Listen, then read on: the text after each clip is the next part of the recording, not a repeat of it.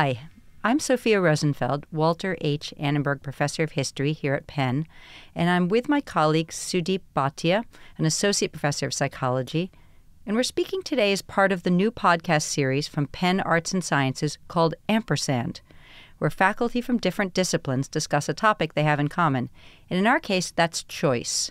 My latest book is on that subject, and this semester Sudeep is teaching a class about choice and does some very interesting research in that area as well.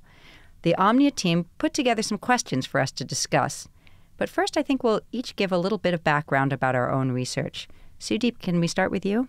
Yeah, sure. I'm very happy to be here and to chat with you, Sophie.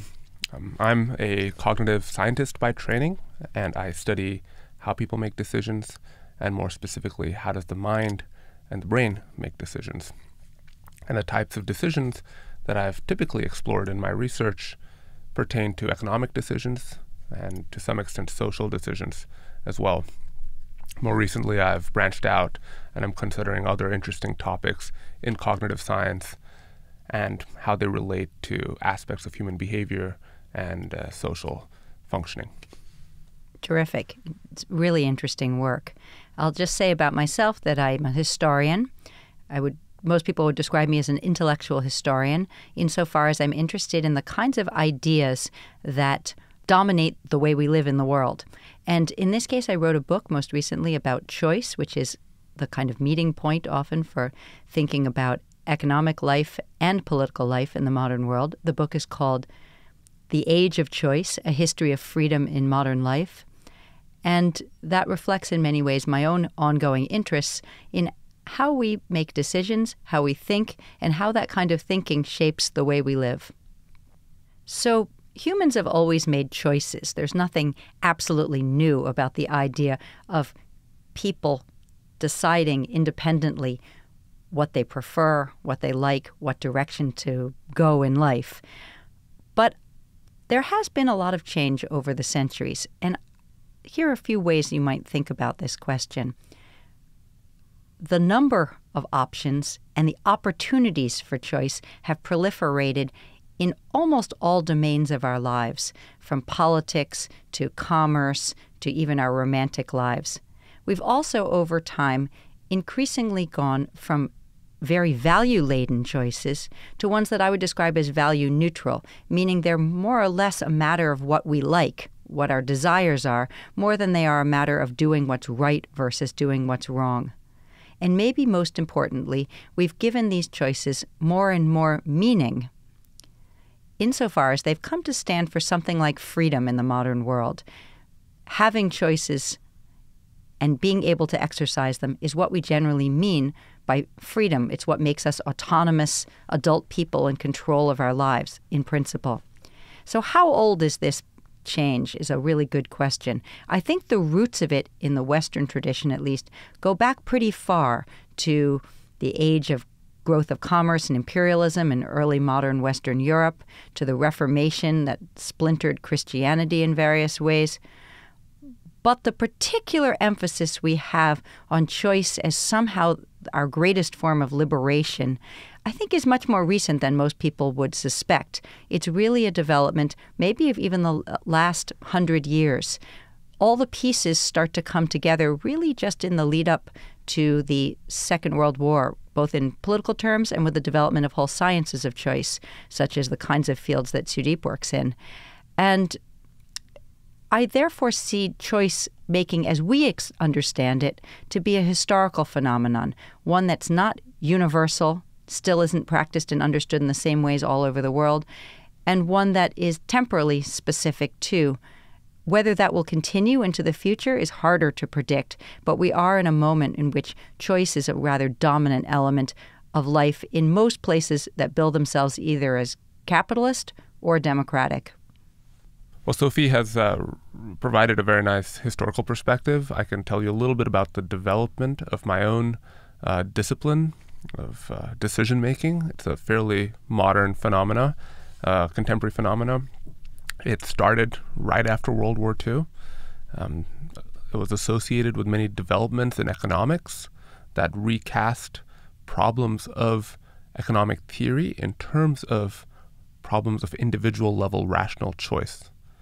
And from that perspective grew out many other related disciplines and related ways of thinking about choice that explored, for example, whether or not majorities in political systems can make choices appropriately, whether or not addiction is a form of choice, perhaps a form of rational choice, and whether or not humans satisfy the axioms of rational decision-making. And the last of these is the field that I mostly work in. It's a field that has established that people oftentimes make mistakes and deviate from the postulates of rational choice, and that has ramifications for how we understand individual behavior, individual well-being, and also the functioning of economies and societies. So choice behavior of various kinds grows substantially in the 19th into the 20th century, by which I mean people are more likely to have had the experience of picking off menus of various kinds of options from, by the early 20th century, shopping in places like department stores or supermarkets, to participating in various kinds of marriage markets, to electing candidates, to choosing entertainments and ideas in ways that would have been really hard to fathom even in the 18th century. And here I'm thinking about North America, but also much of the rest of the world.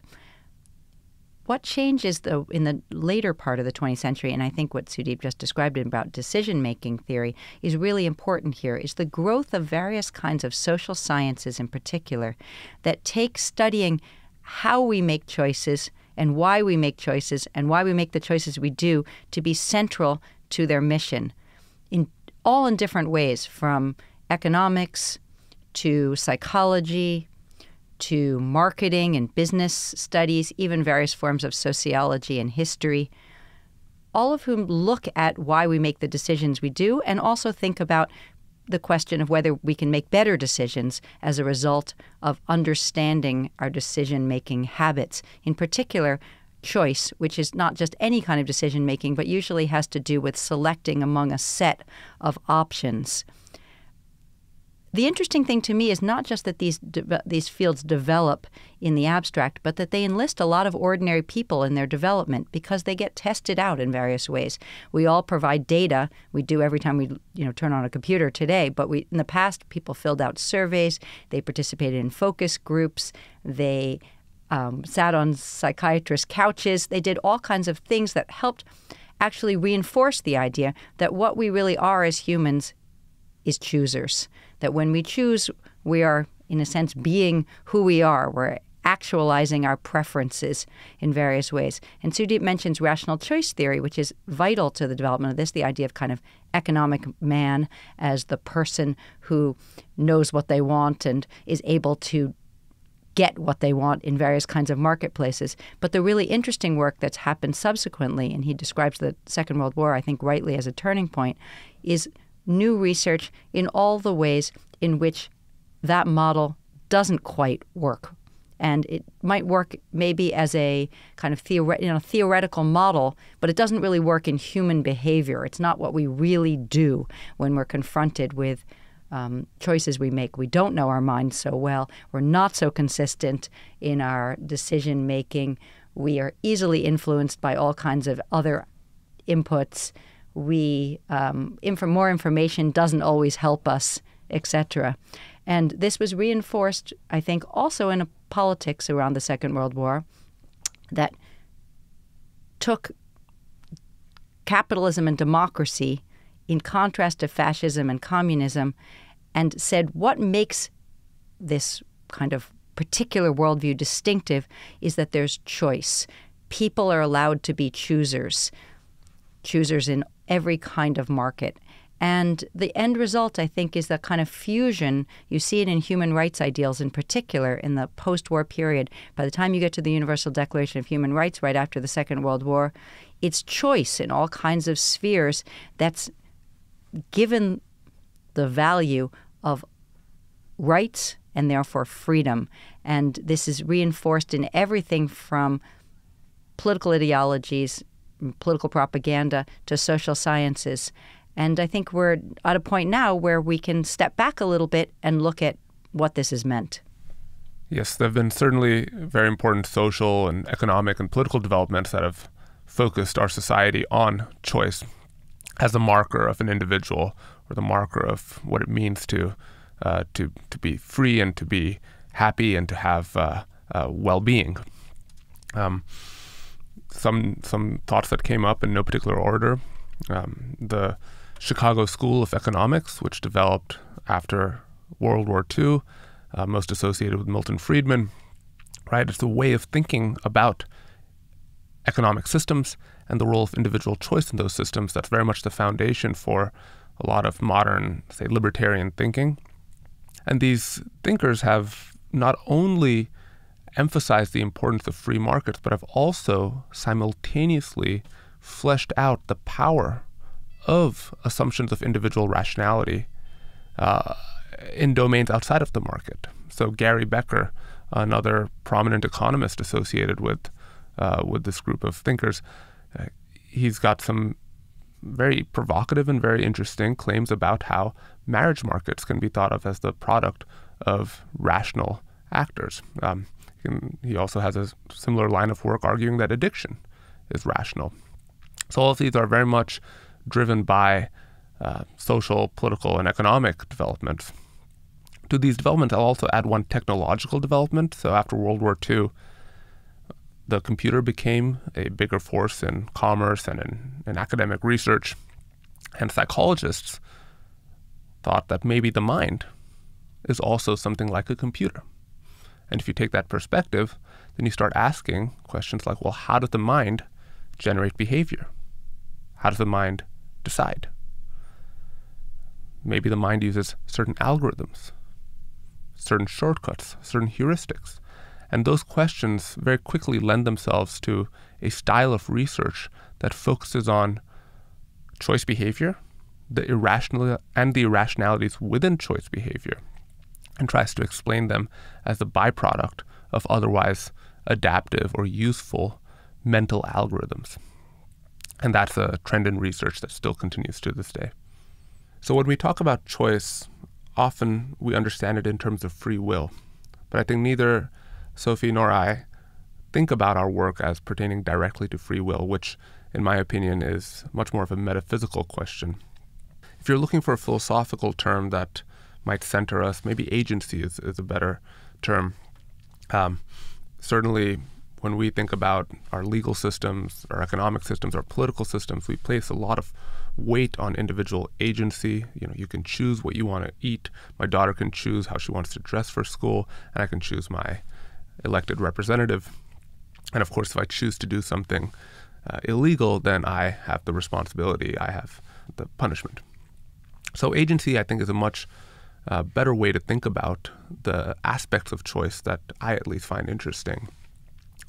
And once you start looking at agency, then yes, you very quickly come across a important and pervasive tension, which is that we like to think of people as having agency, as being responsible for their choices, but ultimately we are just brains existing in a social context, and it's not clear whether or not a brain existing in a social context should be given responsibility or should be given sort of the attribution of freedom that is so necessary for our modern capitalist and democratic and consumer cultures.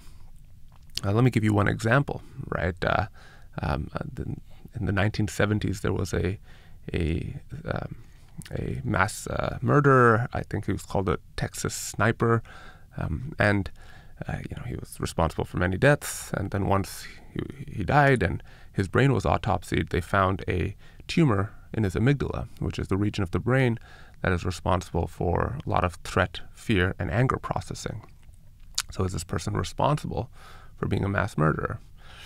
That's a tough question. I think I can't answer it either way, but what I find interesting is the tension in that question.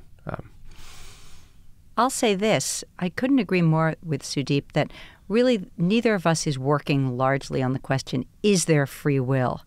And we're not really working either on the kind of biology of choice making, important as that work is.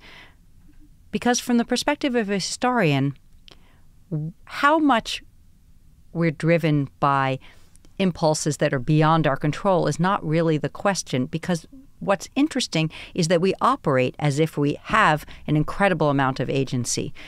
We narrate the stories of our lives largely today, not in terms of fate or biology or evolution. We narrate our stories largely around what we chose to do at different moments. I decided to become an X. I moved to this location. I picked who I was going to have as my friends. These are very ordinary ways of talking about life. And since we both study sort of the world as it is, not the kind of abstractions that might be behind that world, I would think that's fair to say, we are both interested in the dimensions of agency in ways that I think Sudeep very accurately described. So I don't know if our choices are our own, but that's less important to me. I will say, though, that there is no such thing as really freedom of choice, because all choices are, of course, embedded in both internal conflicts of our own and in all sorts of other external phenomena.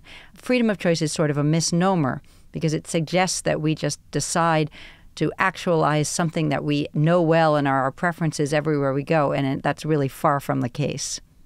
Yes, and one way in which we can understand why we are not completely free to choose is because there are groups of people that are very successfully able to influence our choices, and they can do so by altering our context, right? So advertisers and marketers, politicians, obviously, and even our friends.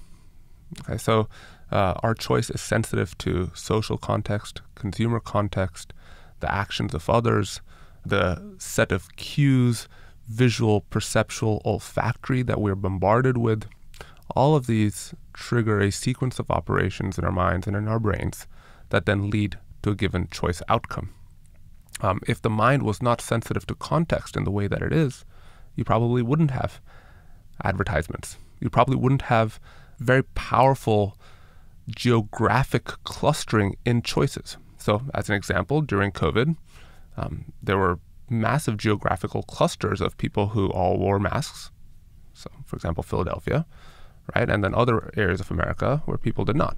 Now, I don't think you can convincingly say that everyone in Philadelphia independently and autonomously chose to wear a mask, and everyone in, I don't know, pick a different region, independently and autonomously chose not to. Rather, those choices were very much embedded in the social and cultural context in which they were made, and were driven as much by the choices of neighbors and friends as they were by any independent, rational, or deliberative capacity.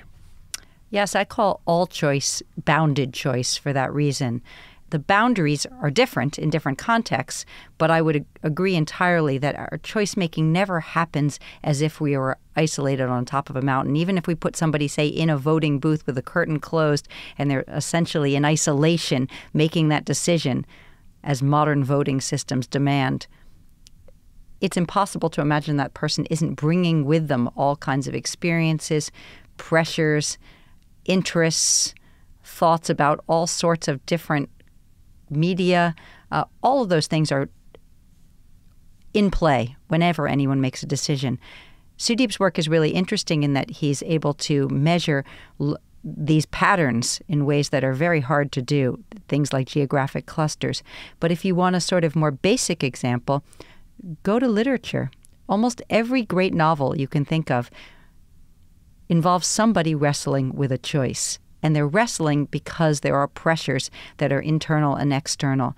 Usually the heroine or hero is torn between some kind of preference or desire for someone else or to get some kind of status or something, but also pressured by family, by notions of honor, by questions of merit, by economic needs. These are all the ways in which our decisions are shaped all the time. Even small decisions. Do I buy the thing I like better, or do I buy the thing that saves me more money? That's a kind of very ordinary sort of scenario, but you can imagine more elaborate ones. But if you start reading novels looking for sort of wrestling with choice, I think you'll notice that novels are the choice genre par excellence, and they really get to this point about how context and internal mind are always intersecting. Sophie, do you think this tendency of novels to emphasize choice is more of a contemporary phenomena, or does it go back historically? Because certainly when I think about Indian mythology, so that's my cultural inheritance, choice is not very much a part of the narrative. It's not part of the tension that the story presents. And I can imagine that in a lot of contemporary writing, maybe a lot of let's say ancient Greek writing, choice plays a bigger role, agency plays a bigger role. It's a great question, and I've been thinking about this a lot. You don't find much emphasis on choice in ancient mythology, not of this kind. You might find moral choices, doing the right thing, but not preference-based choices.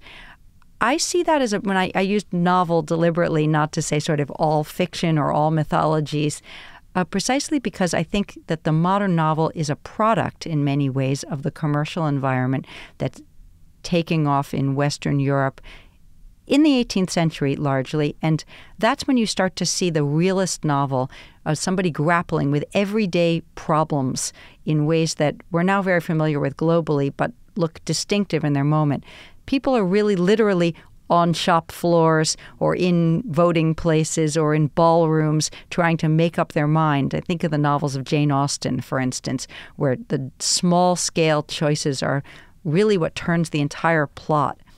Interestingly, the global novel now often takes up choice, but sometimes in ways that are extremely interesting. There's some wonderful South Asian, sort of global novels now, not exclusively in English, but some of them have been translated, that are interestingly about exactly what happens when this kind of choice-making paradigm that we're quite used to in the United States comes to people who have not narrated their lives traditionally around, for instance, choice, and have thought more about things like the divine intervention or fate or tradition or expectation as the more likely determinants of how one's going to live. And that's why I think reading literature today even takes us some really interesting places in terms of thinking about choice. And it's sort of thinking about the sort of what we know from psychology now in relation to what we learn from literature turns out to be a pretty interesting pursuit. I mean, I'm curious to ask you, Sudeep, to say a little bit more, too, about this question about sort of choice architecture more generally, since you've taken us in the direction of thinking about context. Who determines, in your research, what have you found in terms of who determines the choice architecture in which we make these choices? And does your research lead us to any conclusions about what a better-looking choice architecture would entail? Yes, those are some really good questions. So what is a choice architecture, firstly? It is a contextual configuration. Think of a way of presenting a choice that then triggers a certain set of thought processes that culminate in one choice or the other.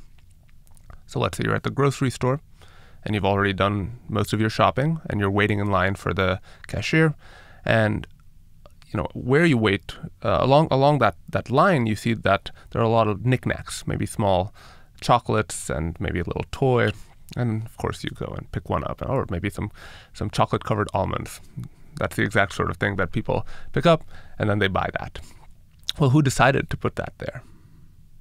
Right? The presence of those products at a point in your shopping experience where you're idle, you're waiting for the line to move forward, the presence of those products clearly influences your choices. You probably would not have bought those chocolate-covered almonds, right? There's a choice architecture there that has been configured in a way so as to then cause you to buy these products. So who designed that? Well, obviously, the grocery stores did. Obviously, the sellers did. When we go on the internet, whether it's Amazon, whether it's TikTok, whether it is just Google, okay, information is presented to us in a particular way. That design aspect can be thought of as a choice architecture, and that choice architecture determines what we end up picking. Now, this is not to say that there is no individual preference involved. It's just that the way in which the preferences get manifested is driven as much by the information presentation, the positioning of the buttons, and so on and so forth, as it is by some innate exogenous will that you may have. Who determines that choice architecture?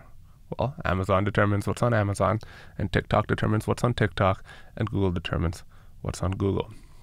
So to the extent that many of our choices are consumer choices, the architectures that underpin those choices and that drive those choices are very much driven by the organizations that want to get us to make those choices. Let's think about other settings. I can imagine that undergraduate students at Penn, when they have to pick a class to take for the next semester, have a specific presentation of class names, class numbers, fields, and so on and so forth. It might be alphabetical. Well, that's a choice architecture as well, and that's not driven by some deliberate attempt to get a student to major in this field or that field. I think that is just an accident of how fields are named and how we've decided to organize information alphabetically in many settings. It's interesting that you bring up universities, because of course universities are places that have increasingly become engines of choice of sorts. I mean, the very term electives belongs to 19th century American education. Harvard was the first place to discover this possibility of electives. And we use all these terms like shopping period for courses. But I think you're absolutely right that even the order in which we say list those courses can have a big impact on which ones people will choose. People might not get to option number 300. Zoology. Yes, exactly. Zoology is out of luck in our modern. Or we have the experience, we go on Amazon and you want to buy something very ordinary, I don't know, a pair of socks or something. And if you put in socks, I hate to think how many options you'd get. Chances are you'd only look at the first 10 because there's no way you're going to page 50 on the pair of socks. So there's a way in which we are constantly being shaped by the products in front of us, ballot design, voting systems. They make a big difference. It turns out that different voting systems will produce different results, as will even different ballot designs. Do you list the party or not, or just the individual? Do you allow write-ins or you don't? Is voting compulsory or not? I think it's interesting that this extends. It sounds like it's a kind of commercial problem, but it actually extends to almost any scenario in which there are menus of options. Yes, completely. And the other tension in this, and it's something that you brought up in your previous question, was how should we design these choice architectures? How should the university organize its course offerings? Well, there's no clear way to do so, and our own beliefs about how we should organize information environments and which choices we should nudge people towards, well, those are driven as much by our own ideological conceptions about what we should be doing as a society as they are by any objective belief in some kind of normatively accurate choice architecture design. I'll give you a couple of examples if you like. Now, many of you might have heard of the idea of nudging, right? This is a development primarily came out of fields like behavioral science, behavioral economics. The idea inherent in nudging is that you can reconcile both paternalistic, progressive state actions, let's say that get people to, for example, eat healthier. You can reconcile the paternalism in that with the respect for choice that libertarian traditions tend to emphasize. So a nudge might work as follows. Right? Instead of forcing people to eat healthy food, a nudge might put healthier food closer to the individual, maybe at the start of a buffet or something like that, and that would cause people to eat healthier. And so you can design choice architectures that attain various policy objectives, maybe health objectives, maybe other types of social objectives, without explicitly restricting people's freedom of choice. Now, that's a promise inherent in this way of thinking about choice architectures. But again, we come up against this problem of, well, how should we design choice architectures? Which social objectives should we pursue? Nudges have been a big part of the policy landscape for the past 20 years. But if you take nudges that were proposed by the Obama administration and those that were proposed sort of in the George W. Bush era, right, and you offer them to individuals, different individuals will judge them differently. So people who are politically more aligned with the modern liberals will judge Obama's nudges as being appropriate and Bush's nudges as being inappropriate, and vice versa for Republicans and conservatives.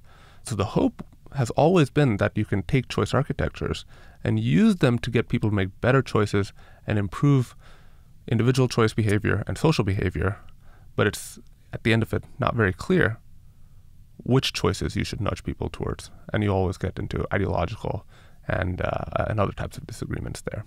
So Sudeep brings up the really interesting question of when is choice liberating and when is it not? And do we operate as if it's a constraint or as if it were, in fact, a form of freedom?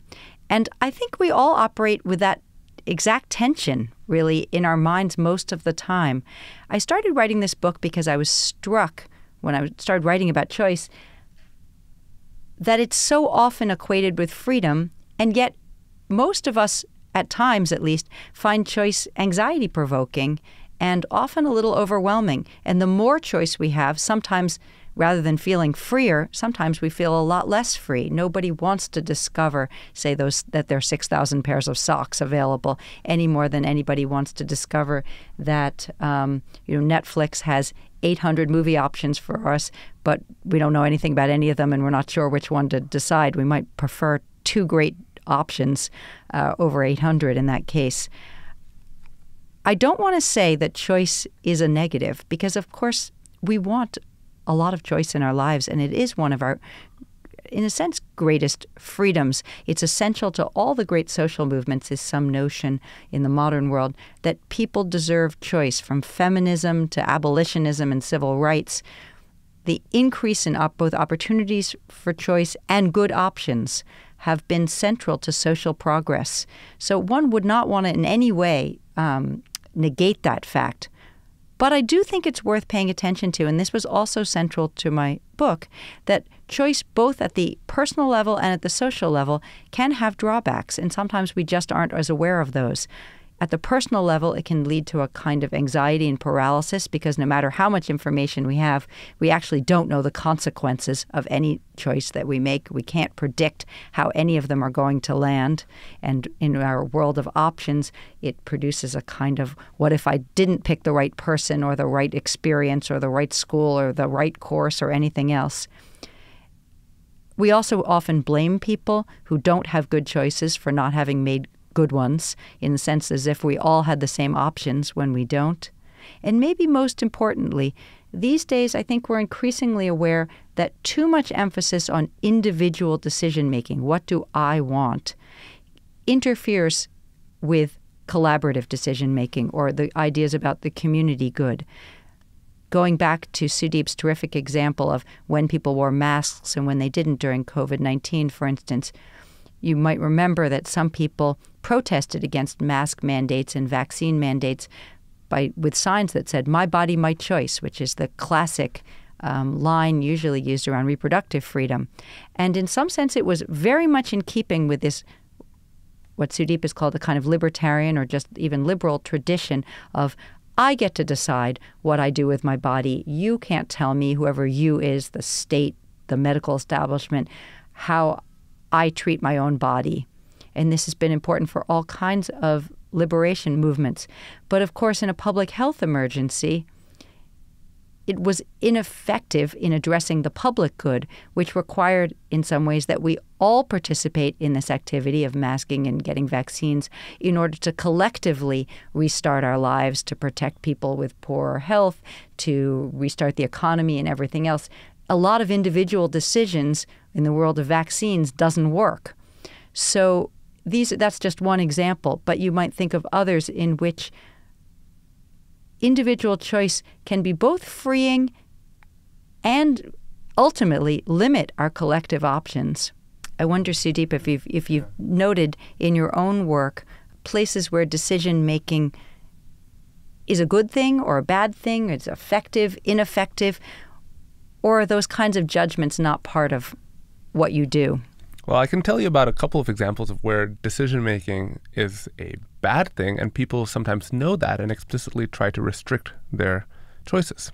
Okay, so tying back to our discussion of literature and perhaps ancient mythology, right? So we've got the story of Odysseus chaining himself and chaining everyone on his ship up to the mast to prevent the call of the sirens, right? That's an example of someone explicitly restricting their own choices in a way to essentially influence their future behavior. And of course, people do that all the time, right? There's software that you can download onto your computer that'll explicitly restrict your ability to go on Instagram or whatever, Amazon or Facebook or whatever it is, and focus you on doing the work that you have to do.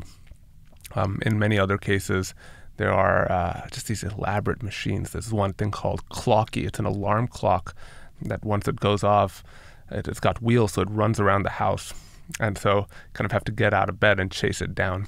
So that's restricting your ability to press the snooze button.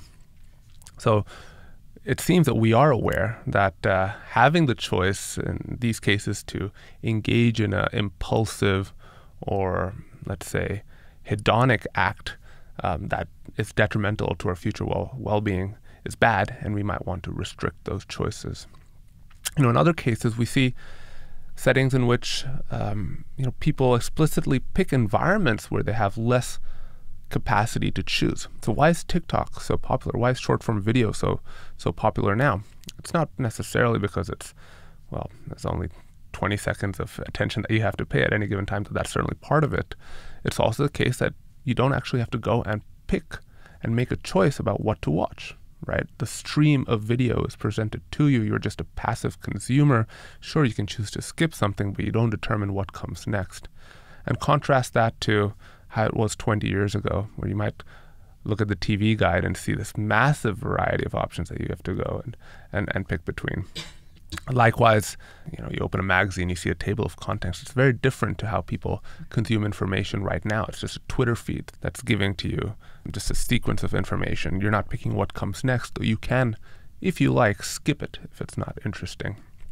So tying back to this question of choice overload, it seems that individuals and perhaps companies have found ways to get people to bypass choice overload and pick environments in which choice is a little bit easier and the anxiety of choice or the difficulty of choice is minimized.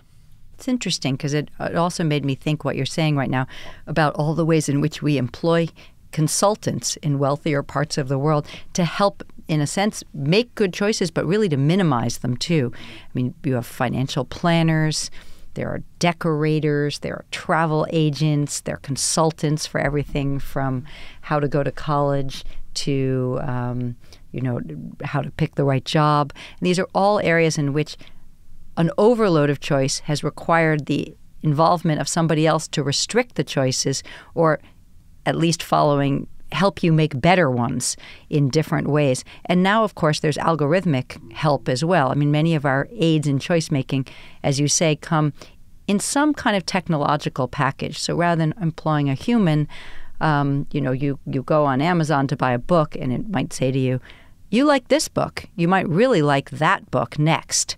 It's a kind of, in a sense, replacing the human consultant who would have said to you, here's how to build a library around your interests, or here's the dress you want for that occasion. Yeah, certainly. And let's not forget about artificial intelligence, right? So now whenever I need to find a movie or a book to read, I just go directly to GPT. And GPT knows me better than vast majority of people, maybe even better than my wife, probably not. But it has this entire history of my conversations with it, so it knows exactly what I do, what I like. I talk to it every day, and so the books and the movies it recommends are always spot on. It's remarkable. That's amazing. I cannot imagine a better recommender. Now, is that good? I mean, maybe in the short term for me it's good, but think about the incentives involved. All right, one of the major potentials of artificial intelligence, one of the major revenue sources, is AI for marketing. Companies are already engaging in marketing strategies to generate text data such that AI trained on that text data will then perceive their brand or their product in a certain way, causing it to then recommend it to consumers. And of course, that's not even talking about explicit advertisements that OpenAI or whichever proprietary LLM provider could be paid to then give to the consumer. So certainly choices are getting easier in some sense, and technology is facilitating that. That introduces another set of very interesting problems that maybe we don't have time to go into today. I'll just say this, that when talking about my book with a lot of different audiences in recent weeks, one of the questions that comes up over and over is, what is artificial intelligence going to mean for the world of choice? And I'm not the perfect person to answer this question because I don't work in this area, but it does seem to be driving us in two different directions that you're suggesting. One is that artificial intelligence helps us with the proliferation of choice. In some ways, it creates ever bigger sets of possibilities for us, and yet it has also the potential to constantly steer us ever more than any nudge could in a supermarket, towards a limited range of options. And sometimes that's helpful. Your examples are a really good one of, if it knows what movies you want to watch, it knows what books you want to read. But it's also not exposing you to all the other possibilities out there. It's constantly giving you more of what you've already said is my stream in some way, whether that's political information, artistic expression, almost any area, right? It's kind of reproducing for you what you've already decided that you want. And so I think nudges will look like a very, very tiny and inconsequential form of steering of human behavior compared to what AI has the potential to do. I don't know if you agree with that, but that's how it looks from the outside. Yeah, certainly. I think this brings us back to really what we were talking about at the start of this discussion, right? Choice has proliferated in these modern, liberal, democratic, capitalist, consumer societies. We're forced to make choices everywhere. And of course, these choices are difficult and there's choice overload. And now we've got technologies to help us make those choices. But those technologies aren't necessarily on our side. They have their own interests. They have their own values that they are implementing, right? And so how does that relate to this idea that choices are proliferating? My personal opinion would be that perhaps one solution is not to make, say, consumer choices with the help of AI, but rather to make fewer consumer choices, and maybe some, the ones that you make could be more deliberate and personal. That would be my response to the problem, but that's not exactly where technology and society is leading us. Rather, there are more and more choices, and many of them can be automated in some sense, perhaps driving us without our complete knowledge into one set of behaviors rather than another. That really takes me directly to what I hope is, in some ways, the message of my book, which is not that choice is good or bad, or you should make these choices and not those, but rather, if you start to notice the ways in which choice making has become a very specific preoccupation of our own culture and not a universal phenomenon with roots in very particular processes, what I hope it does is that realization gives you enough distance to kind of step back a little bit and think, when is choice working for me and when isn't it? Which areas do I want to be making big, bold decisions, and which ones do I want to give over, say, to AI? And as a culture and a society, where is choice making important and where is it not? And I think one thing that history can do, it can't do some of the amazing things that can be done, say, in cognitive science and with these kinds of models that researchers in fields like behavioral economics can do. But it can get us out of the everyday, the world that we live in right now. And the helpful thing there, I think, is that with the distance, and you mentioned also cultural difference or temporal difference, can let us see the ways in which the things we think are just natural, it's what we do, are in fact specific to us. And it lets us ask a set of questions about choice that might be rather otherwise invisible, simply because we do it so easily and so often all day long in our lives. Maybe we'll end with this. But one of the things about thinking about something that's as prevalent and ubiquitous as what we both study is that it seems to sort of, once you start thinking about it, it seems to be sort of everywhere, and it seems to be part of every kind of scenario. And what I think we're both wondering in some ways is not just what's happened in the past or even what's happening now, but what's going to happen in the world to come. And I think politically, socially, technologically, in many ways, the paradigm we're used to seems to be in a real state of transition.